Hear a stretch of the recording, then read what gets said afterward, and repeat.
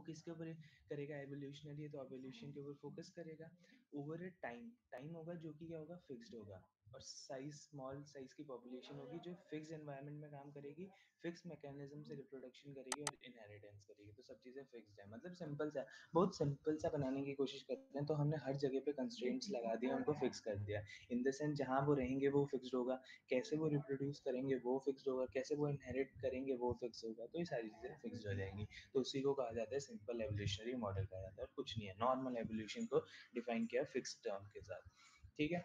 अब ये सबसे इंपॉर्टेंट स्टार्ट हो रहा है कि अब इवोल्यूशनरी सिस्टम क्या होता है। नाम से ही पता है इवोल्यूशनरी सिस्टम क्या हो जाएगा, कि इवोल्यूशनरी सिस्टम जिसमें हम एवोल्यूशन को पढ़ेंगे, उसके बारे में सीखेंगे। तो अब ये इवोल्यूशनरी सिस्टम दिया ही क्यों था, तो साइंटिस्ट ने दिया होगा ऑब्वियसली कुछ ना कुछ चीज़ें सॉल्व करने के लिए, कोई ना कोई प्रॉब्लम्स को सॉल्व करने के लिए। तो अब इसमें बोला जाता है प्रॉब्लम को सॉल्व करना है, तो अब जैसे अगर हम कंप्यूटर इंजीनियरिंग में भी कोई प्रॉब्लम सॉल्व करते हैं, तुमने कोई क्वेश्चन देखा कोड फोर्सेस पे, तो तुम सबसे पहले क्या सोचते हो कि इसका इनपुट कैसे दिया है। सबसे पहले हमारा काम ही होता है ना कि इनपुट लेना, तो इनपुट को डिफाइन करना सबसे पहली बात होती है। तो इन्होंने वही बोला कि जो सबसे पहला चैलेंज था वो था कि हम इंडिविजुअल्स को कैसे रिप्रेजेंट करें। तो मैंने, अगर तुम्हें याद हो, जेनेटिक वाले में बताया था कि हम इंडिविजुअल्स को क्रोमोसोम्स के फॉर्मेट में रिप्रेजेंट करते हैं। Chromosomes in the sense features कह सकते हैं या स्ट्रिंग कह सकते हैं, जो बिट्स की स्ट्रिंग होती है 111000, इस फॉर्मेट में रिप्रेजेंट करते हैं। तो नहीं, वो तेज होता है नहीं। तो ये चीज़ बोल दिया, फर्स्ट चैलेंज क्या था कि कैसे हम रिप्रेजेंट करेंगे। तो हम रिप्रेजेंट करने का एक तरीका दिखा रहा है कि fix length of L features, fix length vector of L features, मतलब इन द सेंस एक वेक्टर से सोचो जिसके अंदर एल जगह खाली है। तो एल जो जगह है वो हर जगह उसके एक फीचर को रिप्रेजेंट कर रही है, और अगर उसमें 1 होगा तो बोलेंगे वो फीचर प्रेजेंट है, 0 है तो बोलेंगे वो फीचर एब्सेंट है। तो ऐसे हम इंडिविजुअल्स को रिप्रेजेंट कर सकते हैं। तो अब ये एल फीचर्स, अब ऐसा है ह्यूमन को बहुत सारे फीचर्स में, ये बंद कर देने दरवाजा। तो हम ह्यूमन को बहुत सारे फीचर, बंद कर देना दरवाजा, छोड़ो।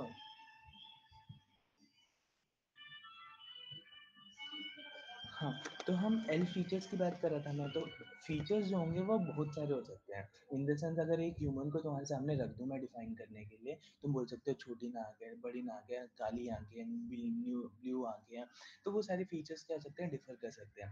तो अब तुम ऐसे एल फीचर्स को लोगे जो उसकी फिटनेस को भी क्या कर सके, दिखा सके कि वो कितना फिट है वो बंदा, तो वो भी रिप्रेजेंट कर सके। तो हम ऐसे इन ऐसे एल मतलब ऐसा वेक्टर क्रिएट करेंगे जिसमें ऐसे फीचर्स होंगे।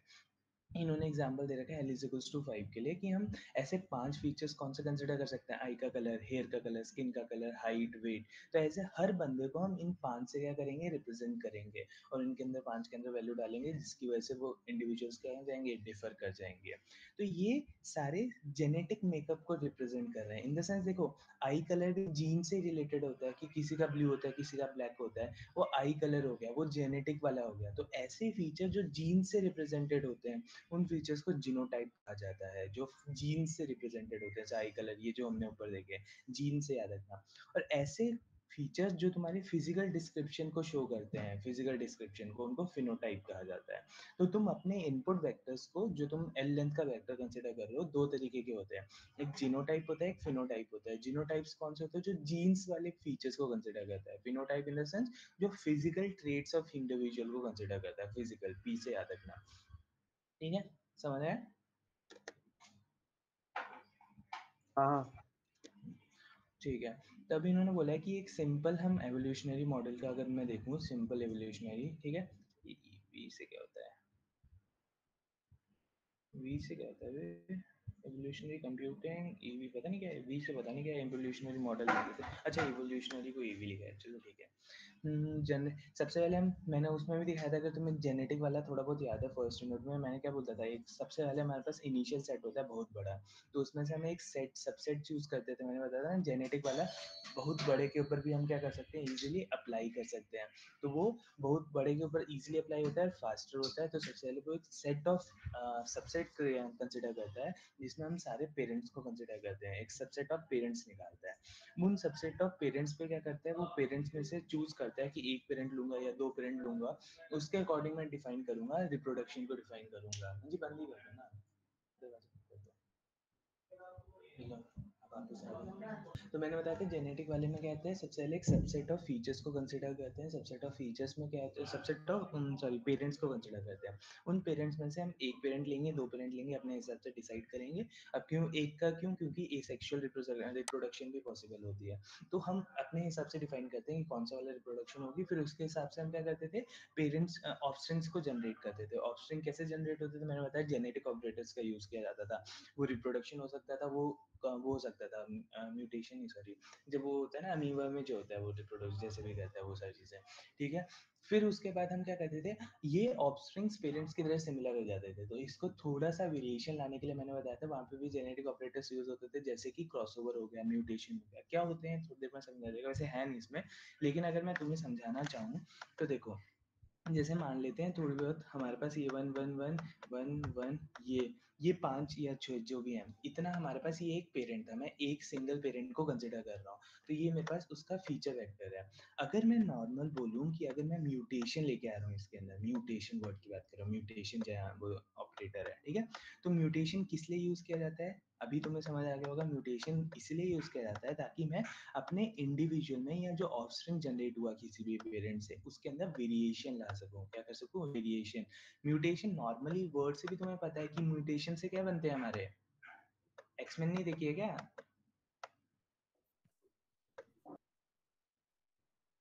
अरे एक्समेन नहीं देखिए क्या किसी ने, देखिए, म्यूटेशन से क्या बनते हैं,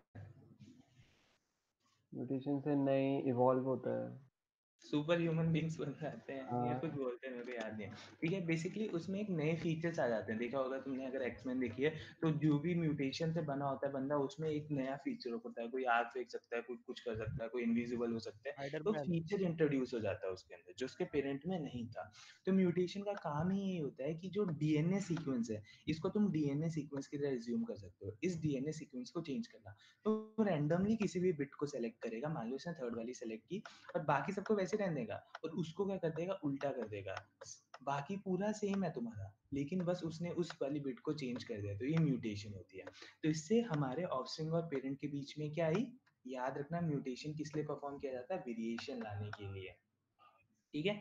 तो ये काम होता है इस चीज का, तो ये म्यूटेशन काम करता है। अब एक होता है क्रॉसओवर भी होता है। क्रॉसओवर की बात की जाए तो क्रॉसओवर रिप्रोडक्शन का एक पार्ट होता है। उसमें क्या होता है, मान लो तुम्हारे पास दो पेरेंट्स हैं, एक का है वन वन वन और जीरो, चार के लिए मान रहा हूँ मैं, और एक का है वन जीरो वन जीरो। तो क्रॉसओवर में क्या होता है, जो नया ऑप्शन बनता है ना, वो इन दोनों कॉम्बिनेशन से बनेगा। तो हम क्या करेंगे, पहले वाले पेरेंट के दो ले लूंगा स्टार्टिंग वाले, और दूसरे वाले पेरेंट के भी दो स्टार्टिंग वाले, मर्जी है कि कोई भी ले सकता हूँ। तो उससे जो मेरा ऑप्शन जनरेट होगा वो वन वन जीरो, ये तो सेम ही हो गया, ठीक है। फिर इसके ऊपर मैं म्यूटेशन अप्लाई कर सकता हूँ, मर्जी है मेरी। या फिर मैं इसका स्टार्टिंग, सॉरी, इसका एंड वाला और इसका स्टार्टिंग वाला ले सकता हूँ। ये वन जीरो वन जीरो, ये तो मैंने ऐसा ले लिया जिससे सारी चीज़ सेम आ रही है। फिर इसके ऊपर म्यूटेशन परफॉर्म करके चेंज कर सकता हूँ। तो क्रॉस ओवर का ये चीज़ होती है कि पर्टिकुलर दो पेरेंट्स लिए मैंने उसमें से, और उन दोनों पेरेंट्स में से कोई भी पर्टिकुलर बिट्स को सेलेक्ट किया और उससे एक नया ऑफस्प्रिंग जनरेट किया। तो तुम्हें समझ रहे हैं नया ऑफस्प्रिंग जनरेट करने का मतलब क्या होता है, कुछ नहीं होता, सिंपल सी बात है कि एक जो हमारे पास पेरेंट में फीचर्स है वही फीचर्स डालने हैं तुम्हें, बस कुछ ना कुछ ऊपर ऊपर से कुछ भी कर सकते हैं, क्रॉस ओवर कर सकते हो, म्यूटेशन कर सकते हो। तो वो चीज़ होती है। तो मैं क्या समझाया था, मैं समझाया था जेनेटिक वाला, इन द सेंस हमारे पास बहुत बड़ी एक पॉपुलेशन है स्टार्टिंग में, बहुत बड़ी पॉपुलेशन जिसमें बहुत सारे इंडिविजुअल्स पड़े हुए हैं इनिशियली। हम इसमें से, अब जैसे हम रैंडमली अगर हम नॉर्मल ह्यूमन क्या बोलते हैं, अगर अर्थ में भी देखें तो उसमें बहुत सारे लोग बैठे होते हैं, लेकिन सब लोग क्या करते हैं, मैरिज नहीं होती सबकी। तो उनमें से कुछ ना कुछ लोग क्या करते हैं, आपस में रिप्रोड्यूस करते हैं और नए ऑफस्प्रिंग्स को क्या करते हैं, जनरेट करते हैं। अगर ये ऑफस्प्रिंग फिट है, अगर ये ऑफस्प्रिंग फिट है, तो ये जनरेशन में क्या आ जाएगा, इधर आ जाएगा, और इसमें से जो बूढ़े लोग हो जाएंगे वो क्या हो जाएंगे, मर जाएंगे। यही तुम्हारा क्या होता है, पूरा जेनेटिक वाले में भी होता है। इन द सेंस तुम क्या है, तुम्हारे पास एक स्टार्टिंग में वो पूरा एक वो पड़ा होगा, पॉपुलेशन का सेट पड़ा होगा, उसमें से तुम कुछ पर्टिकुलर पार्ट को लोगे, वो आपस में रिप्रोड्यूस करेंगे, सबको एक फिटनेस वैल्यू असाइन होगी, उनमें से जो अच्छा होगा वो रहे, और बाकी सारे क्या हो जाएंगे, मर जाएंगे। तो वही चीज़ लिखिए, एक initial set of an individual लेना है हमने, इनिशियल है, इसमें से हम सेलेक्ट करेंगे इंडिविजुअल को जिसको पेरेंट की तरह ट्रीट करना है। फिर उन सेलेक्टेड पेरेंट्स हम क्या करेंगे, प्रोड्यूस करेंगे न्यू ऑफस्प्रिंग को। फिर हम देखेंगे कौन सा इंडिविजुअल को मारना है, ठीक है, समझ आया? ये तुम्हारा बेसिक प्रोसेस होता है किसी भी ईवी का। ये बहुत सिंपल सा प्रोसेस है। सिंपल सा क्यों बोला गया है इसको? क्योंकि इसमें हमने कहीं पे भी कंसिडर नहीं किया है कि जैसे कि हम जीनोटाइप वाले फीचर्स लेंगे या फिनोटाइप वाले फीचर्स लेंगे। हम मेल और फीमेल का करना चाहते हैं या सिर्फ सिंगल वाला करना चाहते हैं, इन द सेंस एसेक्सुअल रिप्रोडक्शन को करना चाहते हैं। तो ये चीजें होती हैं इसके अंदर। ठीक है, अब मोर डिटेल में इसमें क्या करोगे, तुम जीनोटाइप और फिनोटाइप भी समझा दोगे और बस ये चीज़ें, और कुछ नहीं है इसके अंदर। ठीक है, और इसमें मेरे को कुछ खास लगा नहीं है। ठीक है, फिटनेस वाली चीज़ बाद में आई जाएगी, छोड़ो उस चीज़ को। ठीक है, और ये टर्म कुछ नहीं लिखा हुआ है, ये लिखा है कि मान लो हमारे पास, मैंने देखा, मैंने तुम्हें बताया कि जो तुम्हारा ऑफस्प्रिंग आया है वो कैसा होता है, पेरेंट की तरह सिमिलर होता है। तो उसके अंदर म्यूटेशन लिखा है, तो म्यूटेशन क्या करता हूँ, एक किसी भी एक बिट को क्या कर देता हूँ मैं, चेंज कर देता हूँ। तो हर बिट के चेंज होने की प्रोबेबिलिटी कितनी होगी, अगर टोटल एल फीचर्स हैं या एल जीन्स हैं उसके अंदर, तो हर की प्रोबेबिलिटी कितनी होगी? चला रही वन हूँ क्या? By L, one by L, one one by L, by L. One by L. Simple सी चीज है, कितने चेंज कर रहा हूँ मैं, एक चेंज कर रहा हूँ, टोटल कितने हैं, एल है। तो सिंपल सी बात है, तो हर की कितनी प्रोबेबिलिटी हो जाएगी, 1/l हो जाएगी। वही चीज लिखी है उन्होंने। ठीक है, वही लिखा है, also option is produce by mutating a parent. ठीक है, अगर सिंगल पेरेंट कंसिडर कर रहा हूँ। ठीक है, अगला है evolutionary system as problem solvers. मैंने बताया था कि बनाया है क्यों क्या था, ताकि हम प्रॉब्लम्स को सॉल्व कर सकें। अगर तुम्हें फर्स्ट यूनिट याद होगी तो जेनेटिक वाले कौन सी प्रॉब्लम्स को सॉल्व करता था?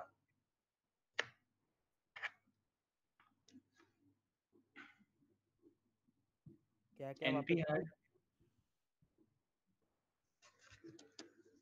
NP hard. नहीं, क्वेश्चन क्या था भूल। ये कौन था? अच्छा, नमन, अब क्या करेगा क्वेश्चन जान के? एल्गोरिदम सर्च के लिए। ऑप्टिमाइज नहीं करता था भाई वो। अबे सर्च के लिए होता था, एडेप्टिव सर्च। हो गया डिस्कशन, और कोई डिस्कशन? अबे तुझे सुना नहीं आंसर, छी। इतनी मेहनत से बोला। सुन लिया मैंने तेरा आंसर। तू अडेप्टिव सर्च के लिए बात कर रहा है, लेकिन वो सिर्फ सर्च के लिए नहीं बनाया गया था। वो सबसे पहले तो उन प्रॉब्लम्स को इजीली सॉल्व करता है जो एनपी हार्ड होती है। सबसे पहली बात होती है, एनपी हार्ड प्रॉब्लम्स के लिए बनाया गया। सिंपल सी प्रॉब्लम के लिए मैं क्यों बनाऊंगा, सिंपल सी बात है, पहली बात। दूसरी चीज, ये ऑप्टिमाइजेशन के लिए ही परफॉर्म किए जाते हैं। जेनेटिक एल्गोरिथम्स किए ही ऑप्टिमाइजेशन के लिए जाते हैं। क्यों किए जाते हैं? हम देखो, सिंपल सा दिमाग लगाओ। हम हर बार क्या कर रहे हैं, हम जो फिटेस्ट बंदा है, फिटेस्ट बंदा इन द सेंस जो अच्छा है, गुड है, उसको ही रिटेन कर रहे हैं और बाकी सबको रिमूव कर रहे हैं जो गंदे हैं। तो हम बेसिकली गंदे सोल्यूशंस को रिमूव करते जा रहे हैं और अच्छे सोल्यूशंस को रखते जा रहे हैं अपने पास। तो जैसे जैसे मैं, जितने मैं स्टेप्स लगाऊंगा, उतना अच्छा वो होता जाएगा मेरा सोल्यूशन सेट। जो भी सोल्यूशन सेट है, अगर सोल्यूशन सेट के हिसाब से सोचो, तो ये क्या करते जा रहे हैं, ऑप्टिमाइजेशन करते जा रहे हैं। सर्चिंग के लिए भी इजी होता है कि हम सर्च भी कर सकते हैं इस चीज से। तो ये चीजें याद रखना कि एनपी हार्ड प्रॉब्लम्स के लिए भी किया जाता है परफ, और बाकी ऑप्टिमाइजेशन के लिए भी किया जाता है। तो दोनों चीजें सही थी, बस ऐसा मत सोचना कि एक ही चीज के लिए होता है, दोनों के लिए होता है ये। ठीक है, तो वही चीज है, it has potential to solve problems that require searching, searching के लिए, हार्ड ऑप्टिमाइजेशन प्रॉब्लम्स, और ये अडेप्ट करते हैं, बहुत इजीली अडेप्ट कर सकते हैं। ठीक है, एनपी हार्ड के लिए लिखा नहीं है, लेकिन याद रखना एनपी हार्ड के लिए भी यूज किया जाता है इनको। ठीक है, और फिर हाँ, ये मैंने बता दिया था, कंप्यूटेशन टूल की तरह हम यूज़ करते हैं, क्योंकि साइंटिस्ट ने कुछ किसी चीज़ के लिए तो बनाया गया होगा। तो अब ये चीज़, ये बकवास फिर से लिखा है कि हम एक इनिशियल पॉपुलेशन है एन इंडिविजुअल का, जब तक स्टॉपिंग क्राइटेरिया, स्टॉपिंग क्राइटेरिया क्या है, अब मैं क्या बोल रहा हूँ कि आइट्रेशन हो रही है, इन द सेंस आइट्रेशन समझ लो कि हर बार पेरेंट सेलेक्ट कर रहे हैं और अपने आप वो क्या कर रहे हैं, रिप्रोड्यूस कर रहे हैं, ऑप्शन जनरेट हो रहे हैं, ऑप्शन में से देख रहे हैं किसको रिमूव करना है, और फिर से पेरेंट सेलेक्ट कर रहे हैं। तो ये बार बार चलता जा रहा है, कभी तो रुकना पड़ेगा उस चीज़ को। तो वो होता है स्टॉपिंग क्राइटेरिया। ठीक है, एक इंडिविजुअल सेलेक्ट किया, प्रोड्यूस किया न्यू ऑफस्प्रिंग, एक इंडिविजुअल सेलेक्ट किया जो डाई करेगा, एंड टू रिटर्न करेंगे individual with the highest global objective fitness. और यही तुम्हारा क्या होगा, आंसर होगा, क्योंकि ऑब्जेक्टिव को हमें क्या करना था, ऑप्टिमाइज करना था इस चीज को। ठीक है, और वो ऑप्टिमाइजेशन हो गया। ठीक है, ये हिस्टोरिकल है, हिस्टोरिकल पता नहीं, ये नेट पे मिल जाएगा मेरे को, तो तुम अपना देख लेना, जिसको पढ़ना होगा पढ़ लेना। ठीक है, अगली बात करते हैं। अब तो ये तो हमने पढ़ लिया एवोल्यूशनरी एल्गोरिथम्स क्या होते हैं, अभी तक हम यही पढ़ रहे थे। अब उसके टाइप्स हैं कि एवोल्यूशनरी एल्गोरिथम्स के ये टाइप होते हैं। ठीक है, हाँ, तो ये देखो, evolutionary algorithms are heuristic based approach to solve problems that can not be easily solved in polynomial time such as classically NP hard problems. तो ये चीज याद रखना कि इसके लिए भी बनाया गया है, ऐसा मत सोचना कि सिर्फ उन्हीं के लिए बनाया गया है। और फिर ये 3 तरह के होते हैं, इवोल्यूशनरी प्रॉब्लम, जेनेटिक एल्गोरिथम्स और एवोल्यूशन स्ट्रेटजीज।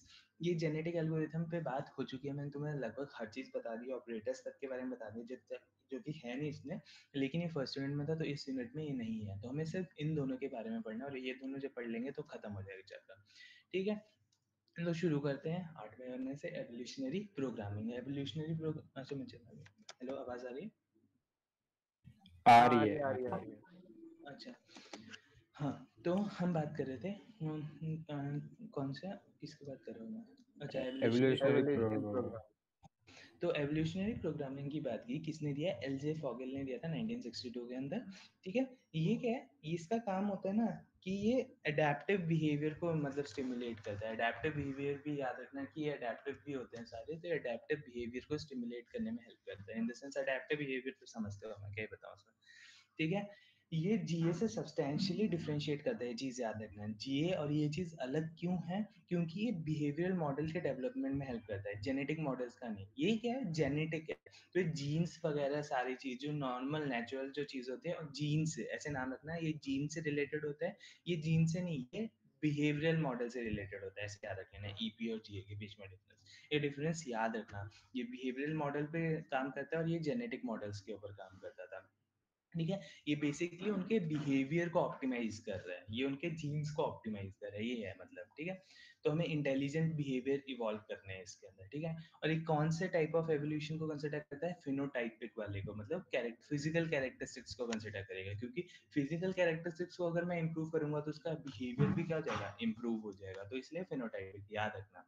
ईपी से भी याद रख सकते हो कि पी है, तो पी कैसा होता है? फिनोटाइपिक एवोल्यूशन होता है। ठीक है, तो इसके अंदर जो एवोल्यूशनरी ऑपरेटर्स होते हैं वो दो तरह के होते हैं, एक म्यूटेशन ऑपरेटर होता है, एक सिलेक्शन ऑपरेटर होता है। म्यूटेशन ऑपरेटर को क्या कहा जाता है? वेरिएशन ऑपरेटर भी कहा जाता है। सिलेक्शन ऑपरेटर तो भले कोई भी एवोल्यूशनरी एल्गोरिथम्स यूज करोगे उसके अंदर होगा ही होगा, तो वो तो बकवास चीज है। बस याद रखना, इसमें तुम्हारे ऑप्शंस के अंदर चेंजेस लाने के लिए सिर्फ म्यूटेशन ऑपरेटर यूज किया जाता है, कोई क्रॉसओवर नहीं होता, कुछ भी नहीं होता है इसके अंदर, सिर्फ म्यूटेशन ऑपरेटर की वजह से ही तुम अपने ऑप्शंस में चेंजेस ला सकते हो। तो ये याद रखना, पहला क्या है, इसने दिया था 1962 में। दूसरा एडेप्टिव बिहेवियर को स्टिमुलेट करता है। तीसरा, इससे डिफरेंशिएट क्यों करते हैं? क्योंकि ये बिहेवियर मॉडल और ये जेनेटिक मॉडल, मतलब बिहेवियर्स को इवॉल्व कर रहा है। फिनोटाइपिक वाला है, दो चीजें यूज होती है, म्यूटेशन और सिलेक्शन, एमएस याद रख सकते हो। ठीक है, तो याद रखना, म्यूटेशन जब होगा ना, जहां पे सिर्फ म्यूटेशन होगा वहां पे तुम्हारे जितने पेरेंट्स होंगे उतने ही ऑप्शन जनरेट होंगे, क्योंकि म्यूटेशन क्या करता है? पेरेंट में ही क्या करता है? चेंजेस करके हमें आंसर देता है। तो पेरेंट में कोई भी एक पर्टिकुलर बिट को चेंज करेगा तो ऑब्वियसली जितने पेरेंट्स होंगे उतने ही क्या जनरेट होंगे? ऑप्शन जनरेट होंगे।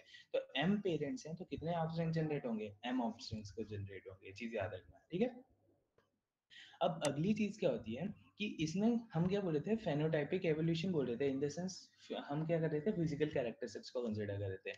अब उन फिजिकल कैरेक्टरिस्टिक्स को हम फाइनाइट स्टेट मशीन्स की फॉर्मेट में रिप्रेजेंट करेंगे, ये चीज याद कर लो। किसके फॉर्मेट में? फाइनाइट स्टेट मशीन की, फाइनाइट स्टेट मशीन की फॉर्मेट में करेंगे। तो हमारा काम क्या हो जाएगा कि इन फाइनाइट स्टेट मशीन्स को ऑप्टिमाइज करना। अगर इनको ऑप्टिमाइज कर लिया, मेरा फाइनल सोल्यूशन भी क्या हो जाएगा? ऑप्टिमाइज हो जाएगा। तो बेसिकली तुम एक ऐसे याद रख सकते हो कि सबसे पहले ये फेनोटाइप्स को कंसीडर करता है। फेनोटाइप्स को किसके अंदर कन्वर्ट करता है? एफएसएम्स के अंदर कन्वर्ट करता है, मतलब इन the sense finite state machines के ऊपर कन्वर्ट करता है। फाइनाइट स्टेट मशीन्स है, इनको क्या करेगा? ये ऑप्टिमाइज करेगा।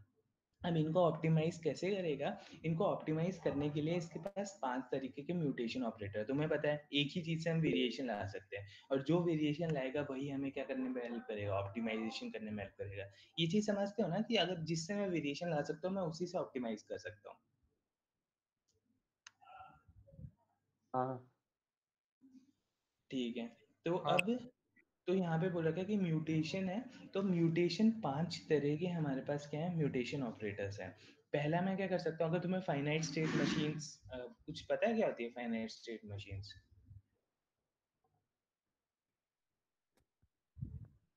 अब थोड़ा थोड़ा याद है। होती डीओसी में क्या था है? ना, क्या क्या? डीओसी में था कौन क्या? बोला? जोर से बोलना, मन तेरी आवाज कम आती है, धीरे आती है। मैं बोल रहा हूँ टीओसी में था क्या, ये वही वाला है क्या? तू बता, मेरे को नहीं पता। अब जिसका डेफिनेट रिजल्ट मतलब वो होता है कि नेक्स्ट स्टेप पे पहुंचेगा अगर ये करेंगे तो। डीएफएस नहीं पढ़ेंगे? अरे पहली यूनिट टीओसी की। हाँ हाँ ठीक उसी में तो था फाइनाइट स्टेट मशीन्स, बिल्कुल बिल्कुल अच्छे से याद है। नॉन डिटर्मिनिस्टिक और डिटर्मिनिस्टिक वाले। हाँ हाँ हाँ। वो ऐसे गोले बनाते थे, फिर गोले को एरो से बना देते थे, फिर उसके एक बाद से एक और दूसरे गोला होता में था, फिर यहाँ पे जीरो इसको का बोलते थे कि इसको स्टार्ट स्टेट बोल देते थे, और जिसको डबल गोले होंगे उसको एंड स्टेट कह देते एंड। थे।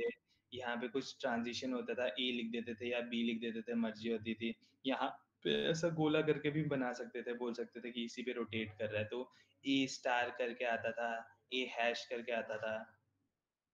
इतना याद है, बस इतना बताया मेरे को। अब देखो इसी से हाँ इतना याद। म्यूटेशन ऑपरेटर 5 तरीके कौन कौन से हो सकते हैं। या तो मैं जो इसका जो आउटपुट आ रहा है इसको मॉडिफाई कर दूं, ठीक है चलो छोड़ो, तुम्हें रटवा ही देता हूँ मैं।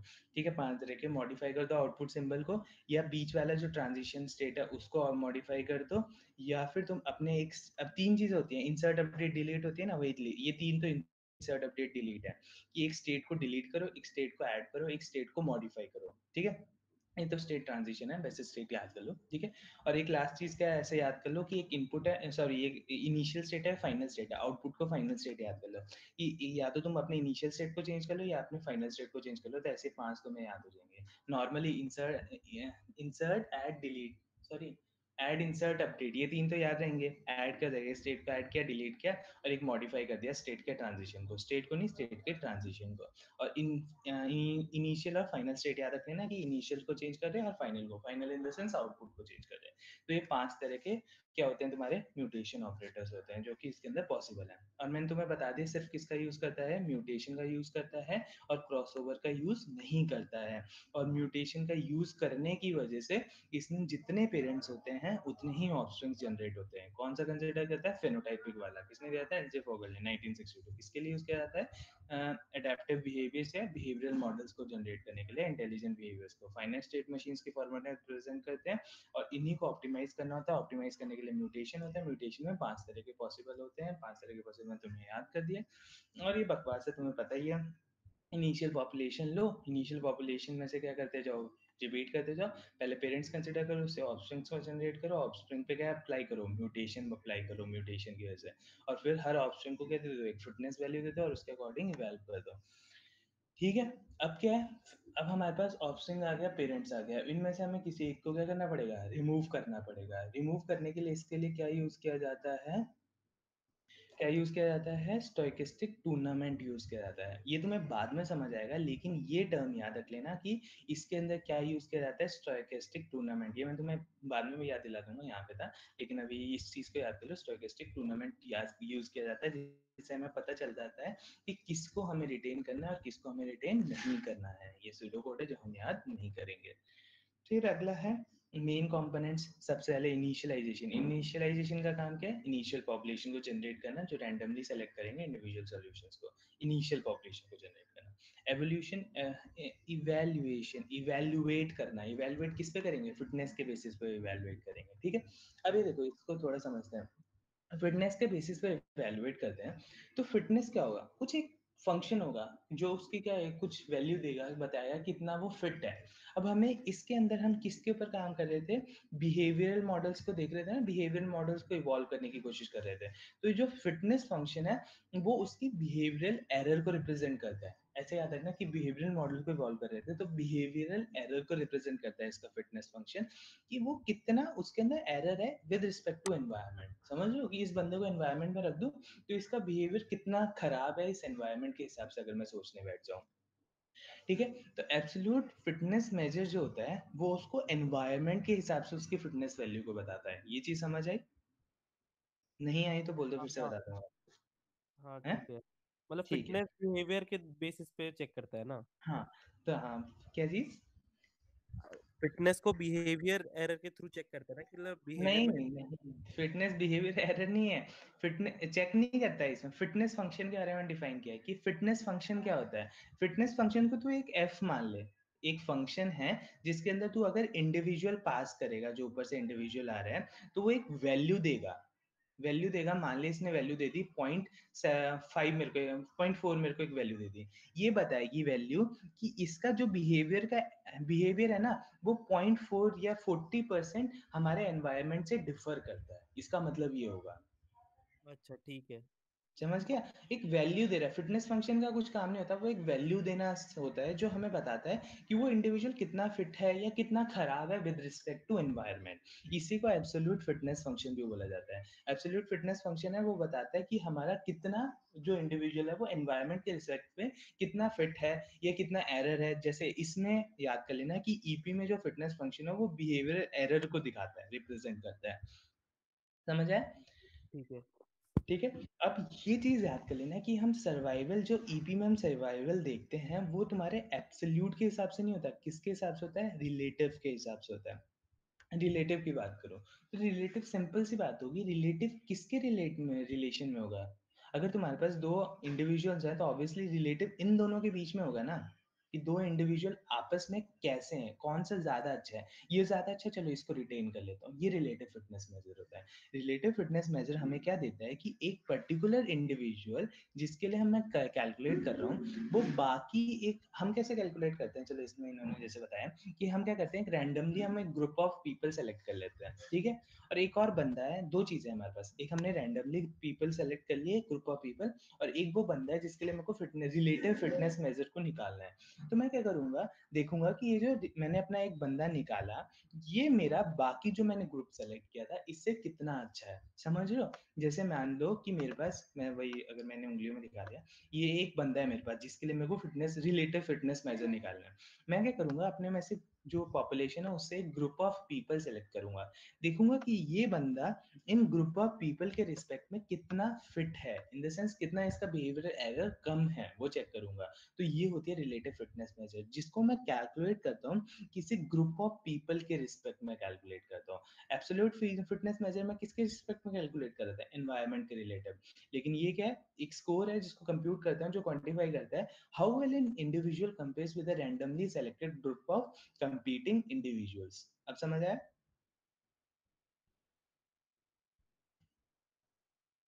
खुद को समझा रहा हूँ। आ गया आ गया। हाँ हाँ आ गया। ठीक है, तो याद रखना ईपी में जो सर्वाइवल होती है वो किसके बेसिस पे होती है? रिलेटिव फिटनेस मेजर के बेसिस पे होती है। ठीक है, ये चीज मैंने बता दी। ठीक है, तो वही यही है, search process in EP is therefore driven by relative fitness measure not an absolute fitness measure, बता दिया। म्यूटेशन एक ही ऑपरेटर है जिसके थ्रू हम वेरिएशन ला सकते हैं, क्रॉसओवर यूज ही नहीं किया जाता है इसके अंदर। सिलेक्शन का काम क्या होगा, जो हमें सेलेक्ट करके देगा कि कौन सा अभी जो ऑफस्प्रिंग जनरेट हो गए, इसके बाद सिलेक्शन होता है। ये तो समझते हैं ना, इनिशियलाइजेशन सिर्फ एक बार परफॉर्म किया जाएगा, इनिशियलाइजेशन जो हमें इनिशियल सेट ऑफ इंडिविजुअल्स देगा। फिर इसके ऊपर तुम क्या करोगे, यहाँ से पेरेंट्स निकालोगे, पेरेंट्स निकाल के क्या करोगे, ऑप्शन जनरेट करोगे। ये तुम्हारे पास पेरेंट्स प्लस ऑप्शन का वो सेट है। अब इसमें से पेरेंट सेलेक्ट करना, यहाँ पे सिलेक्शन ऑपरेटर अप्लाई किया जाता है। तो सिलेक्शन ऑपरेटर तुम्हारे लूप के अंदर चलता रहता है, बार बार होता रहता है कि पेरेंट सेलेक्ट हुए, ऑप्शन जनरेट हुए, इधर से पेरेंट सेलेक्ट हुए, ऑप्शन जनरेट हुए, सिलेक्शन ऑपरेटर। लेकिन इनिशियलाइजेशन ऑपरेटर एक ही बार काम करता है, जो सबसे पहली बार काम करेगा। तो ये सिलेक्शन और इनिशियलाइजेशन जो हमने सबसे पहले पढ़ा, इन ऑपरेटर में ये डिफरेंस है। अब देखो, सिलेक्शन ऑपरेटर मेन पर्पस क्या है, सिलेक्ट करना new population. Competitive process use किया जाता है। इसमें कौन सा यूज किया जाता था, मैंने याद करवाने के लिए बोला था, स्टोइकेस्टिक टूर्नामेंट यूज किया जाता है। बाद में देखेंगे कैसे होता है, अभी छोड़ो, इन्होंने कुछ नहीं बताया कि स्टोइकेस्टिक टूर्नामेंट या कॉम्पिटिटिव प्रोसेस यूज किया जाता है, जो बताता है कौन सा सर्वाइव करेगा। इसके अंदर एक स्ट्रेटेजी पैरामीटर होता है जिसके बारे में हमें सोचना पड़ता है। म्यूटेशन की बात कर ली अभी थोड़ी देर पहले। हमें इसमें दो चीज़ों के बारे में पढ़ना है, एक म्यूटेशन ऑपरेटर और म्यूटेशन स्टेप साइज के बारे में पढ़ना है, जो इंपॉर्टेंट है, जो म्यूटेशन को डिफाइन करते हैं। म्यूटेशन ऑपरेटर पढ़ लिया हमने, जो only way of introducing the variations को इंट्रोड्यूस करने में हेल्प करती है। एक मिनट यार। हाँ, हाँ, तो ये जो म्यूटेशन है ना, उसको मैं ऐसे डिफाइन कर सकता हूँ। ठीक है, ये म्यूटेशन है पूरा मेरा। ये मेरा वो पेरेंट था जिसको मैंने क्या किया है, सेलेक्ट किया है। इसमें मैंने क्या किया, कुछ चेंजेस लेके आ गया, तो उससे मेरा क्या जनरेट हो गया, ऑफस्प्रिंग जनरेट हो गया। इसी पूरे प्रोसेस को क्या कहा जाता है, म्यूटेशन कहा जाता है। ठीक है, समझ आया? तो अब हमने ये म्यूटेशन के बारे में पढ़ लिया, अब ये क्या चीज़ है, इसके बारे में पढ़ना है। अरे यार, अंडरलाइन चला गया मेरा। हाँ, आ गया। तो हमें किसके बारे में पढ़ना है? ये डेल्टा के बारे में, जो एक्चुअली म्यूटेशन हेल्प कर रहा है परफॉर्म करने में। इसी को क्या कहा जाता है? म्यूटेशनल स्टेप साइज कहा जाता है। ये रहा, सॉरी मैंने देखा ही नहीं।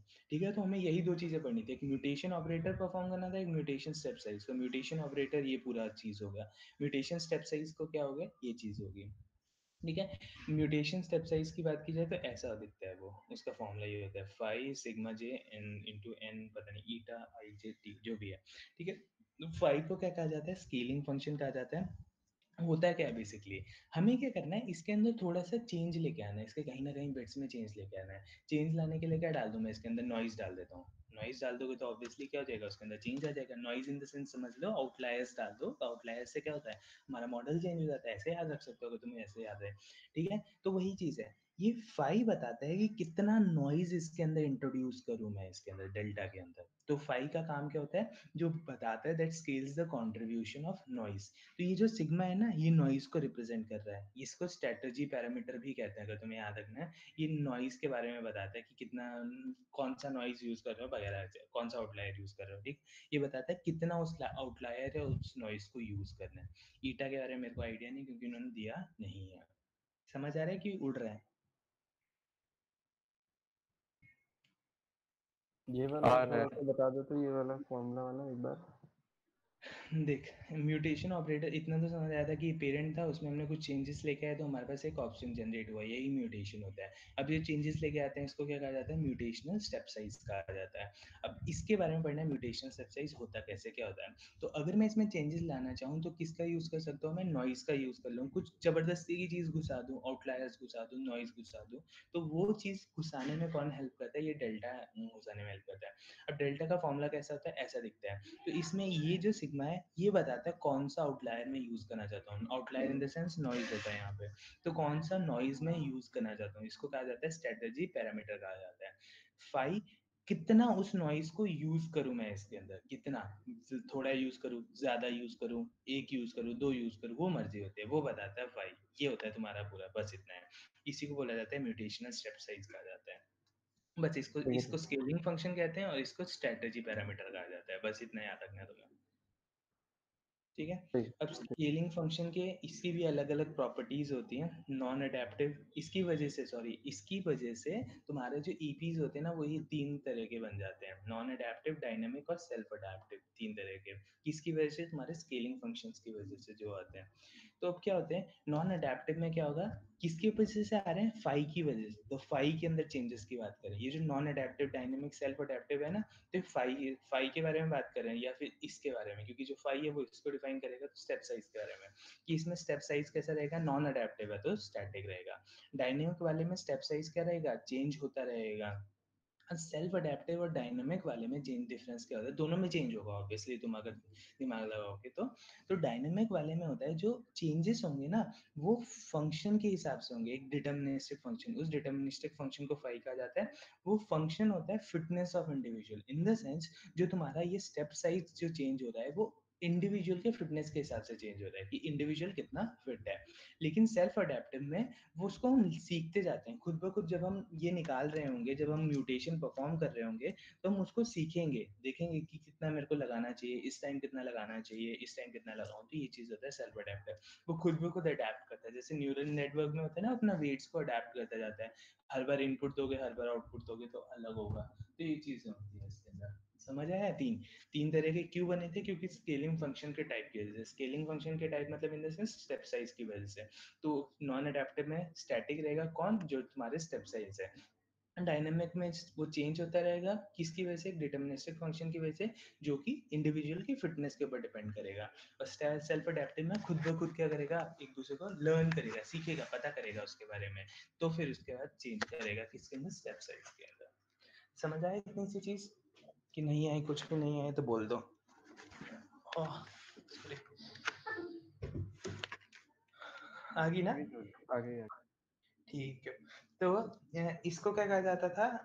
हाँ, इसको 5 को क्या कहा जाता है? Scaling function. इसको क्या कहा जाता है? Strategy parameter. इसको क्या कहा जाता है? Mutational step size.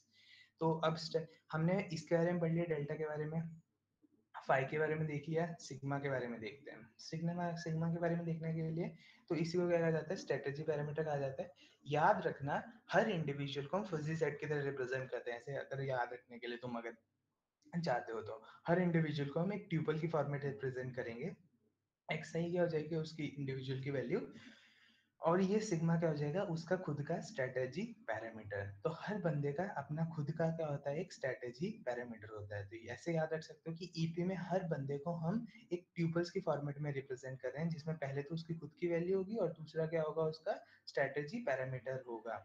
ये हर का मतलब इन द सेंस हम बोल सकते हैं कि हर का स्ट्रेटेजी पैरामीटर क्या करता है, डिफर कर सकता है। बस इतना याद रखना है तुम्हें। सिलेक्शन ऑपरेटर मैंने तुम्हें बता दिया क्यों यूज किया जाता है, क्रिएट करना न्यू ऑपरेशन, न्यू पॉपुलेशन के लिए सेलेक्ट करता है parents from their offsprings. M M क्या रिप्रेजेंट कर रहा था, देखा था हमने स्टार्टिंग में, नंबर ऑफ पेरेंट्स को रिप्रेजेंट कर रहा है ना, देखा था ना कि बताया था कि हाँ एम पेरेंट्स होंगे तो कितना ऑप्शन जनरेट हो रहे थे इसके, एम ऑफ एम जनरेट होते हैं। क्यों, क्योंकि एम से इन the sense mutation operator perform कर रहे हैं इसके अंदर। और किसके ऊपर होता है, फिनोटाइपिक वालों के ऊपर होता है। एफएसएम को हमें क्या करना होता है, बढ़ाना होता है, ऑप्टिमाइज करना होता है। 5 तरह के म्यूटेशन ऑपरेटर्स होते हैं, 1962 में दिया गया था, ठीक है। और 3 तरह के टाइप्स होते हैं इसके, ठीक है। और ये तुम्हें देख लिया, हर इंडिविजुअल जो होता है वो क्या करता है, एक ही चाइल्ड को क्या करता है, जनरेट करता है। और कौन से हम क्या करते थे, पेरेंट्स कैसे सेलेक्ट करते हैं, कौन सा ऑपरेटर यूज किया जाता था, कौन सा क्या कैसे यूज किया, मतलब सेलेक्ट किया जाता है, पेरेंट कैसे सेलेक्ट करते हैं, इनिशियलाइजेशन वाला यूज करते थे ना स्टार्टिंग में। सिलेक्शन में कैसे सेलेक्ट करते हैं, क्या बोल रहे हैं, रैंडमली सिलेक्ट कर लेना किसी को पहले तो भी। स्टार्टिंग में तो रैंडमली सेलेक्ट करते हैं, उसके बाद फिर उसमें से बेस्ट सेलेक्ट करते हैं। हाँ, जो सबसे खराब होता है उसको निकालते रहते हैं। नाम क्या होता है उसको, कैसे सेलेक्ट किया जाता है इसमें, वो नहीं पता यार, रुक जा। एक मिनट, बिहेवियरल एरर, हाँ कुछ भी उसमें पढ़ेगा, वो तो अलग ही था। ऐसे तो इवेल्युएट करते हैं, लिखा था फिर रिलेटिव फिटनेस टूर्नामेंट मेजर के हिसाब से। बिहेवियरल हेल्थ तो वो फंक्शन वाला अच्छा, था, ये रहा स्टोकेस्टिक टॉर्न। टूर्नामेंट। हाँ, हाँ 10 बार का याद कर लो, याद नहीं होता तुमसे। टूर्नामेंट होता है इसके अंदर, बस स्ट्राइकस्टिक वाला होता है, बस इतना याद रखना है तुम्हें। टूर्नामेंट के वैसे देखते हैं कि आईपीएल चल रहा है, उतना तो याद कर सकते हो यार, टूर्नामेंट चलता है इसके अंदर। तो पेयर वाइज कंपटीशन होते हैं इसके अंदर, जिसका किसमें किया जाता है, राउंड रॉबिन फॉर्मेट में किया जाता है। तो हम क्या करते हैं, पेरेंट और उसका ऑफस्प्रिंग, पी और टी पेरेंट है, पी डैश टी उसका ऑफस्प्रिंग है, इन दोनों के पेयर को हम बाकी से मतलब बाकी सबसे क्या करते हैं, सेलेक्ट करते हैं कि हर के साथ क्या करते हैं, कंपटीशन लगाते हैं, जो दूसरे पेरेंट और उसके ऑफस्प्रिंग है, दूसरे पेरेंट और उसके ऑफस्प्रिंग है, सबके साथ दिखाते हैं।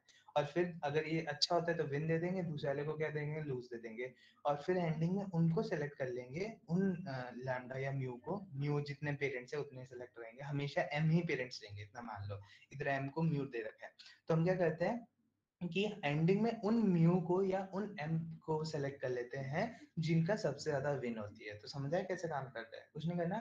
एक पेरेंट है, एक उसका ऑफस्प्रिंग है, इनको हम क्या करेंगे, पेयर वाइज करेंगे, बाकियों से क्या करेंगे, इवैल्यूएट करेंगे, दूसरे पेरेंट और ऑफस्प्रिंग से देखेंगे ये अच्छा है वो अच्छा है, जो अच्छा है उसको विन दे देंगे, ऐसे कर देंगे सबके लिए, ऐसा करेंगे। और एंडिंग में म्यू इन द सेंस जितने हमारे पास पेरेंट्स थे उतने ही हमारे पास एंडिंग में क्या कर लेंगे, बंदे देख लेंगे जिनकी सबसे ज्यादा विन होगी, वही हमारा क्या होगा, आंसर होगा। इसको कहा जाता है स्टोकेस्टिक टूर्नामेंट, ये राउंड रॉबिन मैनर में परफॉर्म किया जाता है। समझ आया, पहला खत्म हो चुका है, कोई दिक्कत जी इसमें, नहीं कुछ भी नहीं दिक्कत तो बता दूंगा फिर से, नहीं ना। नहीं समझ में आया ये थोड़ा होता सा। है ईपी, एवोल्यूशनरी प्रोग्रामिंग। अब हम पढ़ेंगे तीसरा वाला, जो था मैंने बताया था सेकंड नहीं पढ़ते हम जेनेटिक वाला, क्योंकि वो हम पढ़ चुके हैं। अब है एवोल्यूशनरी स्ट्रेटजीज, ईएस। चलो भाई, एवोल्यूशन ये किसने दिया था, इन दोनों ने दिया था 1960s में, वो भी 1962 में दिया था, क्या बात कर रहे हो तुम लोग। ठीक है, तो ये क्या काम करता है, याद रखना, रियल वैल्यूड पैरामीटर ऑप्टिमाइजेशन के लिए हेल्प किया जाता है, रियल वैल्यूज को ऑप्टिमाइज करता है, इतना बस याद रख लो। वो वाला किस लिए किया जाता था, बिहेवियर्स को ऑप्टिमाइज करने के लिए। ये किस लिए यूज किया जाता है? Real valued parameter optimisation. देखा ही होगा हमने, जब हम न्यूरल नेटवर्क्स को पैरामीटर देते थे हाइब्रिड वाले में, अगर किसी को याद होगा, तो वहाँ पे हम ऑप्टिमाइज करके देते थे, तो वहाँ पे हम इसका क्या कर सकते हैं? यूज कर सकते हैं। तो रियल वैल्यूड पैरामीटर ऑप्टिमाइजेशन। तो ऑब्वियसली जो इंडिविजुअल्स होंगे वो किस फॉर्मेट में होंगे? रियल वैल्यूड पैरामीटर्स के फॉर्मेट में ही पड़े होंगे। सीधा याद रखना है तुम्हें इस चीज को, ठीक है। इसमें भी क्या यूज किया जाता है? म्यूटेशन ऑपरेटर ही यूज किया जाता है, लेकिन म्यूटेशन ही गॉसियन म्यूटेशन ऑपरेटर यूज किया जाता है रिप्रोडक्शन के लिए, चेंज करने के लिए, ठीक है। इसकी वजह से ये गॉसियन म्यूटेशन है, तो इसलिए याद रख लेना कि ज्यादा ऑप्शंस प्रोड्यूस होते हैं, कि m पेरेंट्स है वो k जो कि ग्रेटर देन m है, उतने ऑप्शंस को क्या करेगा? प्रोड्यूस करेगा, ठीक है। ज्यादा ऑप्शंस प्रोड्यूस होंगे इस केस में। फिर बकवास, हाँ ठीक है। तो वही चीज़ है, एंडिंग में हम लैम्डा को क्या करेंगे? हमेशा छोड़ देंगे कि इतने लैम्डा इंडिविजुअल्स को हम अपने पास रखेंगे। तो हमारे पास मान लो कि ये म्यू थे। म्यू क्या था हमारे पास? इनिशियल जो पेरेंट की पॉपुलेशन थी उसको क्या कहा जाता है? म्यू पेरेंट की पॉपुलेशन है। फिर क्या है? लैम्डा है। लैम्डा क्या होता है कि इन द सेंस ये हमारे ऑप्शंस की पॉपुलेशन है, मतलब इन द सेंस समझो कि म्यू हमारे पास पेरेंट्स है, लैम्डा हमारे पास ऑप्शन जनरेट हुए। तो इसमें क्या है? G of mu comma lambda. In the sense ये जो कॉमा है ना, ये रिप्रेजेंट करता है कि हम सिर्फ पेरेंट्स को नहीं सेलेक्ट कर रहे, हम सिर्फ जो लैम्डा वाले ना उनमें से यूज कर रहे हैं। हाँ हाँ, लैम्डा सिर्फ क्या है? जो ऑफस्प्रिंग जनरेट हुए ना उसमें से हम नए पेरेंट्स को कंसीडर करेंगे। इसको बोला जाता है म्यू कॉमा लैम्डा। अगर मैंने यहीं पे प्लस लिखा होता ना, तो उसका मतलब होता है कि म्यू और lambda in the sense parent और ऑफस्प्रिंग दोनों को कंसीडर करूंगा नए पेरेंट्स को जनरेट करने में। ये डिफरेंस समझ आया? कि यहाँ पे लिखा हुआ है comma. Comma in the sense कि सिर्फ मैं ऑफस्प्रिंग वाले जो जनरेट हुए वहां से मैं पेरेंट्स को जनरेट करता हूँ। अगर यहीं पे होता है प्लस, तो मैं यहाँ पे पेरेंट्स और ऑप्शन दोनों को यूज करता और वहां से मैं क्या निकालता? अपना नए पेरेंट्स का सेट्स निकालता। लेकिन इसमें क्या यूज होता है? G of mu comma lambda strategy use की जाती है। समझ आएगी स्ट्रेटजी? नहीं आई तो हाँ बोलो हाँ। फिर। ठीक है। कौन है अभी? नरेंद्र कभी करना है मैसेज पूरे, ठीक है।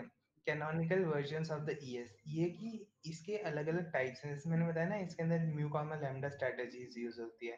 तो इसमें अलग अलग तरह की स्ट्रेटजीज पॉसिबल हैं, जैसे लैम्डा प्लस म्यू स्ट्रेटजी भी यूज की जा सकती है, म्यू कॉमा लैम्डा स्ट्रेटजी भी यूज की जा सकती है। एक मिनट,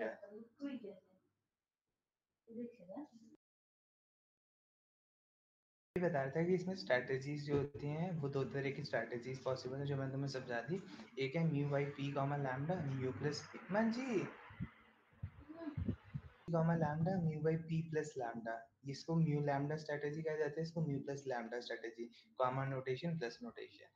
ये पी का मतलब है कि तुम कितने पेरेंट्स को एक साथ कंसिडर कर रहे हो कि तुम अपने ऑफस्प्रिंग से जनरेट करो, ठीक है। ये वो मतलब है और कुछ नहीं मतलब है, और बाकी मैंने तुम्हें इसका मतलब समझा ही दिया है, ठीक है। तो हाँ, एक चीज तुमने, कोई मेरे को एक चीज बताएगा कि मान लो मैं म्यू प्लस लैम्डा वाली स्ट्रैटेजी कंसिडर करता हूँ, तो मेरा मैं क्या करूंगा? इसके अंदर पेरेंट्स को सेलेक्ट करूंगा। पेरेंट्स कितने हैं मेरे पास? म्यू है। और मेरे पास ऑप्शंस कितने हैं? मेरे पास लैम्डा है। तो इन दोनों से मैं क्या कर रहा था? म्यू प्लस लैम्डा का मतलब क्या था? कि इन दोनों को एक साथ कंसिडर कर रहा था। तुम कितने का सेट का साइज कितना होगा जो मैं पेरेंट्स बनाऊंगा? 2 म्यू। क्यों? तूने तो बोला था उतने ही ऑफस्प्रिंग होते हैं। अभी तो बात हुई कि इसके अंदर ग्रेटर देन ऑप्शन जनरेट हो सकते हैं। हाँ तो वो म्यू प्लस पुराने लैम्डा हो वाले जाएगा ना, टोटल नंबर ऑफ वही रहेंगे फिर तो सेट में, total number of parents plus total number of offspring. मतलब इन द सेंस तू कुछ सिलेक्शन ही नहीं करना चाहता। अगर तू म्यू प्लस लैम्डा बोल रहा है तो मैं मतलब जितने जो चीज जनरेट हो रहे हैं उसी को ले लेता हूँ, तो मैं कुछ चेंज ही नहीं लेके आता अपने अंदर। नहीं नहीं, म्यू प्लस लैम्डा से कम होंगे थोड़े। कितने कम होंगे? कम क्यों होंगे? म्यू से ज्यादा होंगे और म्यू प्लस लैम्डा से कम होंगे, उन दोनों के बीच में लाया करेगा सिलेक्शन क्राइटेरिया के बेस पे। और कोई? चलो ठीक है, ये तो चलो मुश्किल सा हो गया, मेरे को भी नहीं समझ आया था। ये वाला बताओ कि अगर म्यू कॉमन लैम्डा वाला यूज करता हूँ, इसमें इसका मतलब तो समझ गए हो तुम कि एक जो लैम्डा जो मेरे पास ऑप्शंस की पॉपुलेशन जनरेट हुई है उससे मैं अगले पेरेंट सेलेक्ट करूंगा, तो उसमें कितने पेरेंट सेलेक्ट होंगे?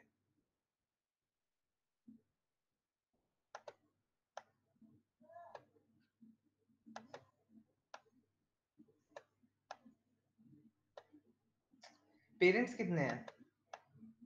म्यू। म्यू म्यू इसमें पेरेंट्स कितने हैं? म्यू पेरेंट्स का साइज हमेशा सेम रहता है, तो कितने जनरेट होंगे? म्यू से म्यू ज्यादा ही होंगे होना चाहिए। ऑफस्प्रिंग। अरे हद हो गई, अभी बोल दिया पेरेंट्स का अभी साइज। तो बोला इसने। म्यू म्यू म्यू न्यू, उसका कोई लॉजिक, प्लस और लैम्डा का, कॉमा और लैम्डा का मतलब ये है कि तेरे को क्या है, या तो ऑफस्प्रिंग को कंसीडर कर रहा है या तो पेरेंट्स को कंसीडर कर रहा है। अगर पेरेंट्स का साइज कभी चेंज नहीं होगा, उसको तुमने एक बार डिसाइड कर दिया तो म्यू ही सेलेक्ट होगा। अगर तुम्हें दिखेगा तो only best lambda selected for the that is of size mu. ये लाइन दिखेगी नहीं, वैसे मैंने बताई भी नहीं, लेकिन मैं बता रहा हूँ कि ऐसा ही होता है इसके अंदर। ठीक है, और मैंने तुम्हें यहाँ पे लगभग सब चीज समझा दी है। लैंडा कैंडिडेट्स हैं जितने जनरेट हो रहे हैं पेरेंट्स से, पी लेस देन म्यू वो बता रहा है, मिक्सिंग, उसको मिक्सिंग नंबर भी कहते हैं, वो बताते हैं number of parents involve in the creation of offspring. ठीक है, और हमेशा कितने यूज किए जाते हैं, best mu of them are chosen deterministically lambda offsprings को सेलेक्ट करने के बाद। ये लाइन मेरे को समझ नहीं आई थी, बाद में मेरे को समझ आई, चलो बता दी। ठीक है, तो इसमें बता दिया कि comma only from the offspring से जनरेट हो रहा है, इसमें पेरेंट्स और ऑफस्प्रिंग दोनों कंसिडर कर रहे हैं। ठीक है, और इनको डिटर्मिनिस्टिकली डिटरमाइन करते हैं, तो सीधा याद रखना डिटर्मिनिस्टिकली होता है हर चीज, जहाँ पे अगर फंक्शन होगा वो भी डिटर्मिनिस्टिकली होगा, ये चीज होगा ये भी डिटर्मिनिस्टिकली होगा, कुछ भी डिफरेंट नहीं करेगा इसके अंदर। ठीक है, सिलेक्शन हमेशा किसके बेसिस पे होगा, रैंकिंग के ऊपर। इसमें पिछले वाले में किसके ऊपर हो रहा था, इस वाले में किसमें हो रहा था सिलेक्शन? हाँ, स्टोकेस्टिक टूर्नामेंट वाले के जैसे। अबे सिलेक्शन क्यों कर एलिमिनेशन रहा, का वो फिटनेस अच्छा, वैल्यू किसके बेसिस पे ले फिटनेस रहा था? यार तुम्हें सीधा ही बोल देता हूँ, फिटनेस वैल्यू कौन सी ले रहा था उसके अंदर? Behavioural error. अरे उसमें सिलेक्शन कैसे हो रहा था, फिटनेस वैल्यू के बेसिस पे कौन सी फिटनेस वैल्यू ले रहा था? याद नहीं। Step size. एब्सोल्यूट रिलेटिव तो ही तो है फिटनेस वैल्यूज, रिलेटिव। हाँ याद आ गया। ठीक है, तो इसमें ना ऐसी कोई एब्सोल्यूट है रिलेटिव नहीं होती, इसमें हम रैंकिंग के बेसिस पे सिलेक्शन की जाती है। किसके बेसिस पे? रैंकिंग। हम हर इंडिविजुअल्स को उनके फिटनेस के वैल्यू के हिसाब से रैंक असाइन करते हैं, basis of ranking of the individual fitness taking the new best individuals. तो वही चीज है, और कुछ पता नहीं है। ये स्ट्रेटजी पैरामीटर्स हो गए, तो किसी भी इंडिविजुअल को हम y, s, fy से रिप्रेजेंट करते हैं। fy तुम्हारा फिटनेस वैल्यू हो जाएगी, और y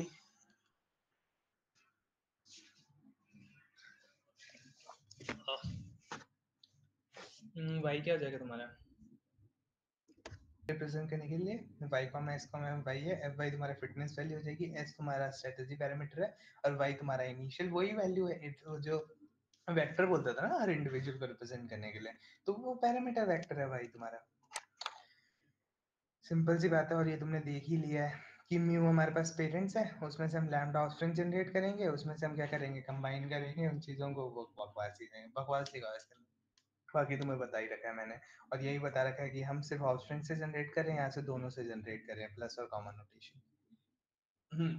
1+1 और 1+λ मतलब समझते हो ना यहाँ पे क्या मतलब है इसका, 1+1 का? एक पेरेंट एक ही ऑफस्प्रिंग करेगा, ऐसा कुछ मतलब है? ये म्यू है, ये लैम्डा है, प्लस नोटेशन यूज कर रहे हैं, तो एक पेरेंट एक ही ऑपरेशन एक ही क्या जनरेट करता है, ऑफस्प्रिंग जनरेट करता है। तो टोटल साइज कितना रहेगा, मैक्सिमम जो होगा वो 2 साइज का रहेगा। तो सिंपलेस्ट है, जिसमें पॉपुलेशन साइज कितना होगा 2, तो current parents result, current parent और उसका ऑफस्प्रिंग। तो इसमें ऑफस्प्रिंग, अब तुम क्या कर सकते हो, इसमें ऑफस्प्रिंग सेलेक्ट कर सकते हो या पेरेंट सेलेक्ट कर सकते हो, एक ही सेलेक्ट करना है। तो ऑफस्प्रिंग को तब सेलेक्ट करोगे जब उसकी फिटनेस वैल्यू या तो इसके इक्वल है या इससे ज्यादा है, तो ऑप्शन सेलेक्ट कर लोगे, वरना पेरेंट को सेलेक्ट कर लोगे। तो ये चीज लिखी है, offspring is at least as good as the parent one, it becomes the parent of the next generation, otherwise the mutant is discarded. This is the 1+1। ठीक है, 1+λ है, एक पेरेंट है, लैम्डा क्या करोगे तुम, म्यूटेंट्स जनरेट करोगे, उसमें से क्या करोगे, लैम्डा सेलेक्ट, मतलब एक ही सेलेक्ट कर लोगे अगले के लिए पेरेंट, और बाकी सबको डिस्कार्ड कर दोगे। बकवास। ये μ+λ है, ये रिकॉम्बिनेशन को यूज नहीं करता है, बस ये याद रख लेना, रिकॉम्बिनेशन बहुत कम ही यूज करते हैं बल्कि। ठीक है, इसमें भी हमने कहीं पे भी यूज क्रॉसओवर नहीं यूज किया है, भी याद रखना। क्रॉसओवर सिर्फ हमारा जेनेटिक वाले में यूज किया जाता है, इनमें बाकी में सब में म्यूटेशन। इस वाले में कौन सा म्यूटेशन था?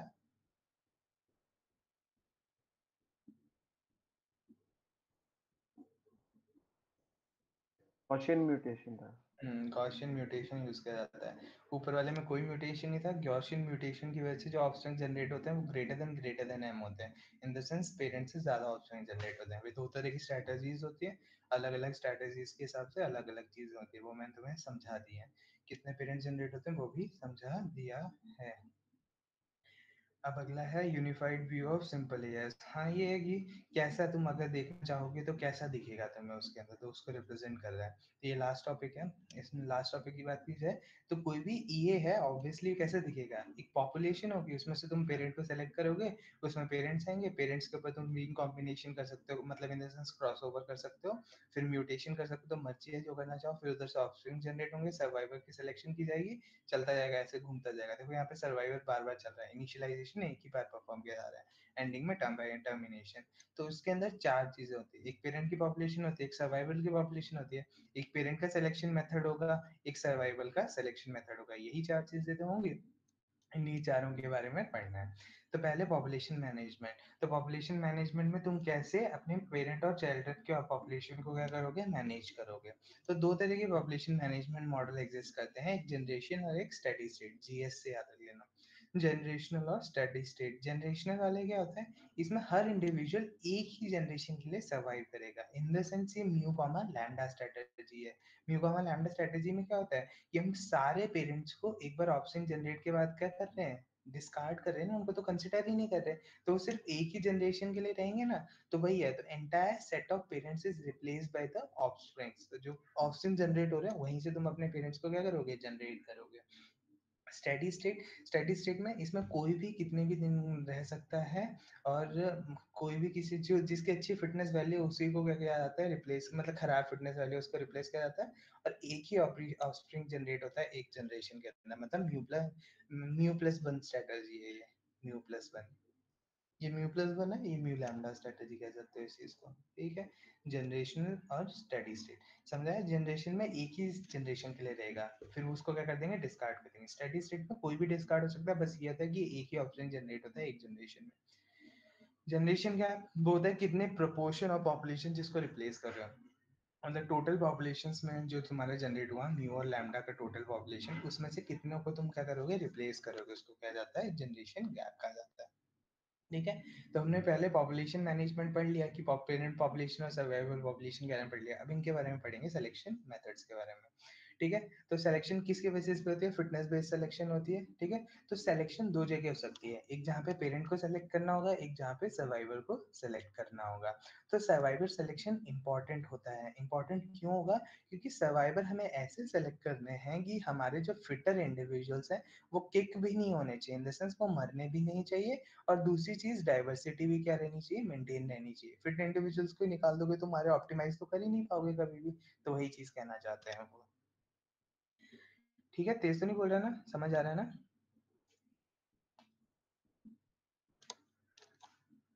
अबे नहीं, ठीक है। तो अब वही है सिलेक्शन प्रेशर। सिलेक्शन प्रेशर की बात होती है कि जितना ज्यादा सिलेक्शन प्रेशर होगा तुम्हारा, उतनी ज्यादा चांसेस होंगे कि फिटर इंडिविजुअल उस पॉपुलेशन के अंदर रहेगा। समझ रहे हो इस चीज को, selection pressure, pressure in the sense कि कितना फिट बंदे के उस पॉपुलेशन में रहने के चांसेस कितने हैं, उसको बोला जाता है सिलेक्शन प्रेशर।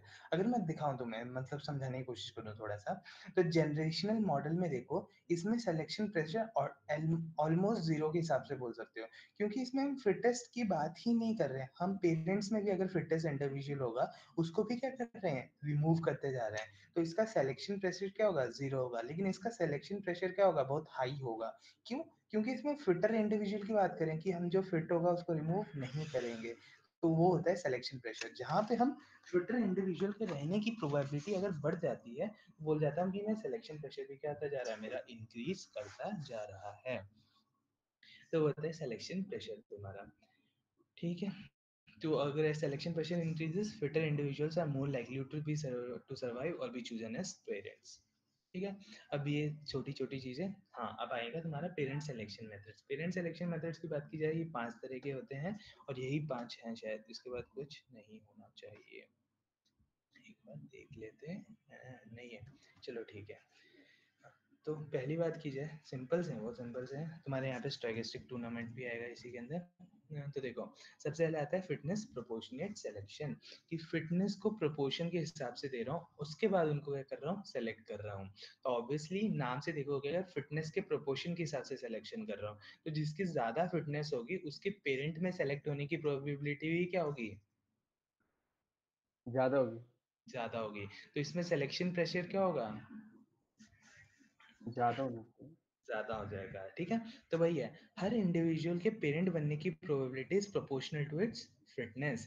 तो fitness fitter individuals have higher chance of meeting and propagating their features to the next generation. तो इसमें सिलेक्शन स्ट्रेटजी या फिर सिलेक्शन प्रेशर बहुत ज्यादा होगा, इन्होंने लिखा नहीं है कहीं पे। ठीक है, तो इसको हम कैसे इमेजिन करते हैं कि एक सर्कुलर व्हील है हमारे पास, उसके ऊपर एन पाइप्स हैं। पाइप्स इन द सेंस समझ रहे हो, ये 1 2 3 4 5 जैसे पाइप्स बनाती है, कि ये ए वाला, जैसे ये हमारे पास क्रोमोसोम से, ये हमारे पास पॉपुलेशन है ए, इसकी फिटनेस वैल्यू है 8.2, तो इसकी 8.2 है, तो इसको मैं क्या दे दूंगा, ज्यादा वैल्यू, सबसे ज्यादा इसकी है ना, तो सबसे ज्यादा एरिया इसको दे दूंगा। फिर बी 3.2 है तो इसको ही दे दूंगा। फिर अगर देखूंगा एफ 0.3 है, तो ये एफ को असाइन कर दूंगा। तो समझो उसकी जितनी फिटनेस वैल्यू होगी उतने हिसाब, उतना बड़ा उसको हम क्या असाइन करेंगे, पाई असाइन करेंगे, ये वो पाई है।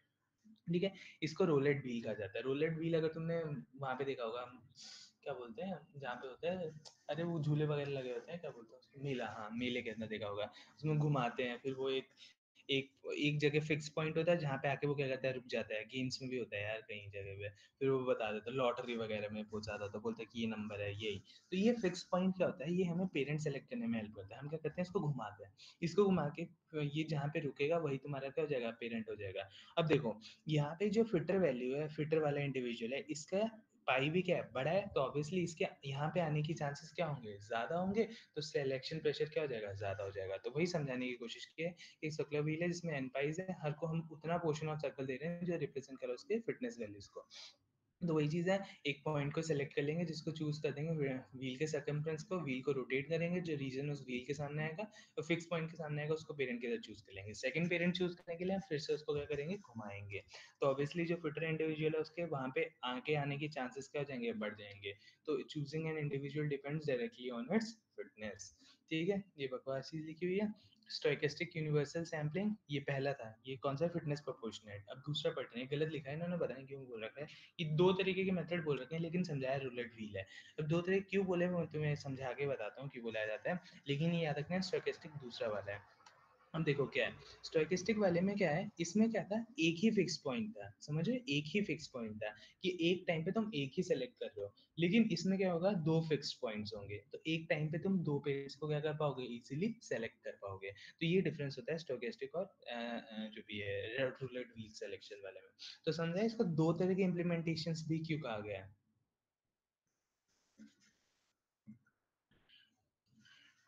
हाँ ठीक है, ये हाँ मैंने तुम्हें बता दिया है, ये तुम्हें सब समझा दिया। ठीक है, हाँ याद रखना ये ऑब्वियसली उसके लिए काम नहीं करेगा जहाँ पे उसकी क्या है, एक नेगेटिव वैल्यू है, नेगेटिव वैल्यू के लिए काम नहीं कर सकता है। तो अब ये जो बाकी जो है ये सारे नेगेटिव वैल्यूज के लिए काम कर सकते हैं, पहले दो नेगेटिव वैल्यूज के लिए काम नहीं कर सकते। टूर्नामेंट सिलेक्शन जो हम देख रहे हैं, इसमें कुछ नहीं करेंगे, ये मान लो हमारे पास इंडिविजुअल्स थे, इनमें से हमने क्या है, ये इनकी फिटनेस वैल्यू है, इसमें से हम के इंडिविजुअल्स को क्या कर लूंगा, सेलेक्ट कर लूंगा। मर्जी है मेरी, के कौन से होंगे वो मेरी मर्जी होगी, किसी को भी सेलेक्ट कर सकता हूँ, रैंडमली सेलेक्ट करता हूँ किसी प्रोबेबिलिटी के साथ। ठीक है, वो प्रोबेबिलिटी डिस्ट्रीब्यूशन दे सकता हूँ जो उसके फिटनेस वैल्यू के हिसाब से प्रोबेबिलिटी डिस्ट्रीब्यूशन कर सकता हूँ। उसमें किसे कितने सेलेक्ट करूंगा, के सेलेक्ट करूंगा, और के में से कोई एक बेस्ट वाले को क्या कर लूंगा, सेलेक्ट कर लूंगा। बेस्ट इन द सेंस जिसकी फिटनेस वैल्यू सबसे ज्यादा है उसको क्या कर लूंगा, सेलेक्ट कर लूंगा। तो ये होता है टूर्नामेंट सिलेक्शन।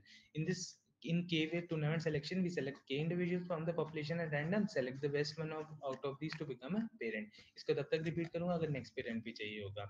ज्यादातर कहाँ काम होता है, लिटरेचर के अंदर यूज किया जाता है, जहाँ पे हमारे नेगेटिव फिटनेस वैल्यूज होती हैं, ऐसा लिखा हुआ है। लिटरेचर का मतलब मेरे को समझ नहीं आया बुक्स वगैरह है कि क्या है, लेकिन समझ सकते हो कि लिटरेचर के अंदर यूज होता है। अरे मिट जा मेरा भाई। ठीक है, समझा दिया मैंने तुम्हें कि पहले के सेलेक्ट करेंगे, के सेलेक्ट करने के बाद वो के कैसे सेलेक्ट होंगे, प्रोबेबिलिटी डिस्ट्रीब्यूशन से, प्रोबेबिलिटी डिस्ट्रीब्यूशन उनके फिटनेस वैल्यूज के हिसाब से, और फिर उनमें से के में से कोई एक बेस्ट पेरेंट को सेलेक्ट कर लूंगा, ऐसे बार बार करता जाऊंगा। इसको बोला जाता है टूर्नामेंट सिलेक्शन। कहाँ पे यूज किया गया था, ईपी के अंदर। रैंक सिलेक्शन की बात की जाए तो रैंक सिलेक्शन में क्या होता है, इसमें हम ये एक तो सबसे पहले तो बता ही दिया कि सारे नेगेटिव वैल्यूज के लिए भी सिलेक्ट कर लेते हैं, ठीक है। ये तब यूज किया जाता है जब हम रोलेट व्हील बना रहे हैं, मान लो ये फिटनेस वैल्यूज तो अभी बहुत ज्यादा डिफर कर रहे हैं एक दूसरे से।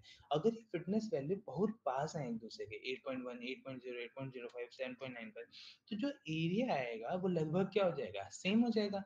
एरिया सेम हो गया तो सबके आने की प्रोबेबिलिटी लगभग क्या हो जाएगी, इक्वल हो जाएगी, जिसकी वजह से जो सिलेक्शन प्रेशर है वो क्या हो जाएगा, मतलब जीरो के आसपास पहुंच जाएगा, तो वो चीज़ गलत हो जाएगी। तो उस टाइम पे हम यूज करते हैं रैंक सिलेक्शन।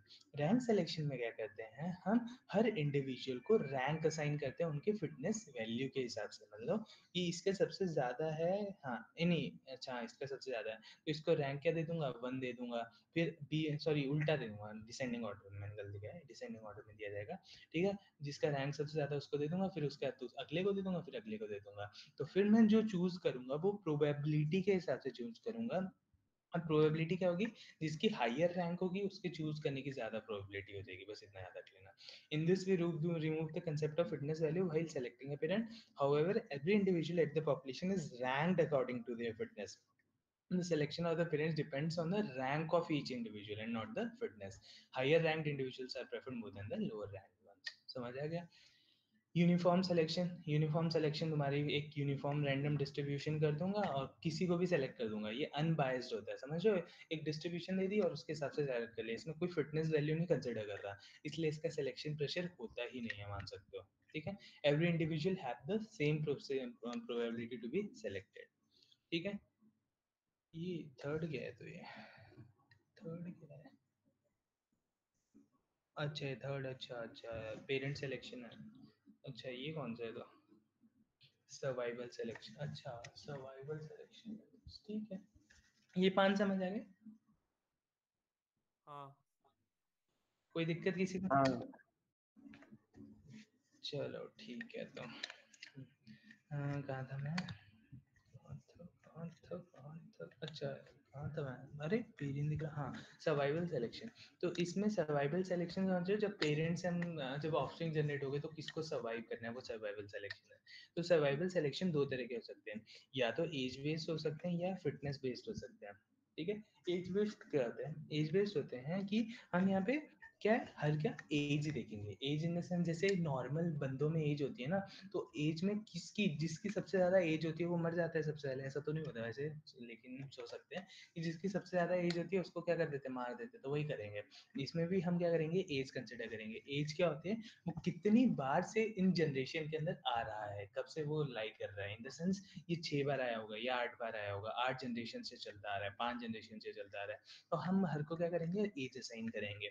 और जब रिमूव करने वाली बात होगी, देखो इसकी 10 है, इसकी 9 है, तो उसमें से हम 10 और 9 वाले को क्या कर देंगे, रिमूव कर देंगे। मतलब सबसे जो ओल्ड बंदा है उसको क्या कर देंगे, रिमूव कर देंगे, और नए वाले से क्या कर देंगे, रिप्लेस कर देंगे, और नए वाले को एज क्या दे देंगे, 0 दे देंगे, और बाकी सबकी एज को क्या कर देंगे, +1 कर दूंगा। फिटनेस वैल्यू कभी चेंज नहीं होगी, समझ आ गया ये चीज। तो ये फिटनेस वैल्यू पे डिपेंड ही नहीं कर रहा है, ये एज के ऊपर डिपेंड कर रहा है, तो इसमें भी सिलेक्शन प्रेशर नहीं होगा, ठीक है। तो in way we don't have notion of fitness, it is based on each individual is allowed in the population for a finite generation, समझो किसी पर्टिकुलर जनरेशन तक अप्लाई कर रहे हैं, where it is allowed to reproduce after it is kicked out of the population no matter how good the fitness is, the age is the number of generations जब तक वो individual population के अंदर exist कर रहा था, ठीक है। अब दूसरा होता है फिटनेस बेस्ड सिलेक्शन, इसमें क्या होता है, जो सबसे लीस्ट फिट इंडिविजुअल्स हैं उनको चिल्ड्रन क्या करते हैं, रिप्लेस करते हैं, मतलब जो सबसे खराब है उनको क्या कर दोगे, रिमूव कर दोगे। अब तुम्हारे पास मान लो कि ऐसा है, इसमें लीस्ट फिट कौन सा है, ये वाला भी है और ये वाला भी है, ठीक है। तुम्हें 2 लीस्ट फिट को रिमूव करना था, एक तुमने 1 वाले को 0 को ले लिया, पहला तो 0 वाला हो गया पहला, फिर उसके बाद अगला 1 वाला आएगा, 1 वाले में से भी 2 कंसिडर करने हैं। अब 2 कंसिडर करने के लिए इनमें से 2 में से कौन सा कंसिडर करो तुम रिमूव करने के लिए, तो इसके लिए तुम किसका यूज कर दो, जो तुमने पीछे पढ़े, कौन से पीछे पढ़े, tournament selection, fitness proportional selection, इनमें से इनसे सेलेक्ट करोगे, इनमें से देखोगे कौन सा सेलेक्ट करना है, और जिसको भी सेलेक्ट करना है उसको क्या कर दोगे, रिमूव कर दोगे। तो समझ आया। पहले तो मैं क्या करता हूँ, अपने फिटनेस के बेसिस पे सेलेक्ट करता हूँ कि फिटनेस कौन कौन सी मैं सेलेक्ट करूँ, और फिटनेस के बाद अगर क्लैश हो जाता है तो मैं अपने दूसरे मेथड जो हमने पढ़े थे टूर्नामेंट सिलेक्शन, इनका यूज करके कर सकता हूँ, रिमूव कर सकता हूँ इनको। ठीक है। एलिटिज्म भी लगभग मेरे को तो सेम लगता है जैसा ये वाला है। इसमें होता है कि जो फिटेस्ट मेंबर होते हैं ना, करंट फिटेस्ट मेंबर्स, सेम है। करंट फिटेस्ट मेंबर वो कभी रिमूव ही नहीं सकते नेक्स्ट जनरेशन के लिए, मतलब उनको कंसिडर करना ही पड़ेगा तुम्हें नेक्स्ट जनरेशन के लिए। In simple terms it means the current fittest member of the population is always propagated to the next generation. वही तो यहाँ पे भी हो ही रहा था, लेकिन मेरे को डिफरेंस नहीं, मेरे को डिफरेंस ये लग रहा है कि इसमें जो पेरेंट की पॉपुलेशन है वो फिक्स नहीं रख रहे होंगे, ये हो सकता है इसके अंदर। या तो ये हो सकता है या बाकी पूरा मेरे को सेम लग रहा है, तुम्हारी मर्जी, देख लेना, मैंने तुम्हें बता दिया। ठीक है, ठीक है।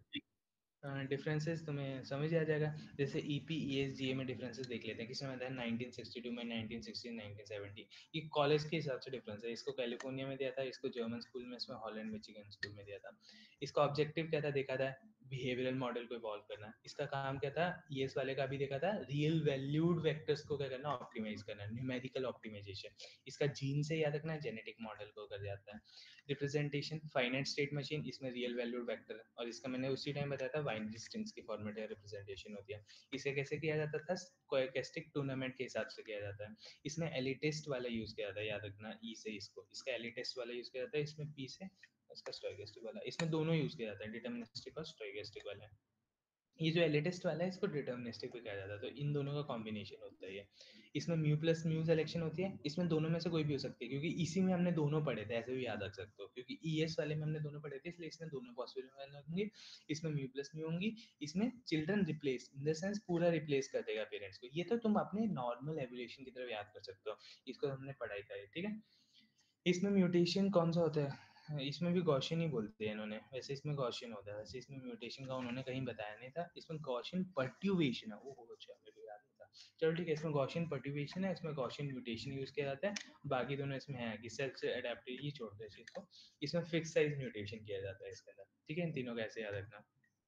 बस रिकॉम्बिनेशन क्या है इसमें, इस हाँ recombination, recombination in the sense crossover होता है, याद कर लेना क्रॉसओवर। तो इन दोनों में क्रॉसओवर, अच्छा नहीं सॉरी, इसमें क्रॉसओवर नहीं होता, इट ओनली यूजेस म्यूटेशन। इसमें क्रॉसओवर होता है और इसमें भी क्रॉसओवर होता है, ये तो पहले ही देखा था। तो ये डिफरेंसेस थोड़े से याद रखना, बाकी कोई डाउट है तो बोल दो, वरना मैं छोड़ रहा हूँ।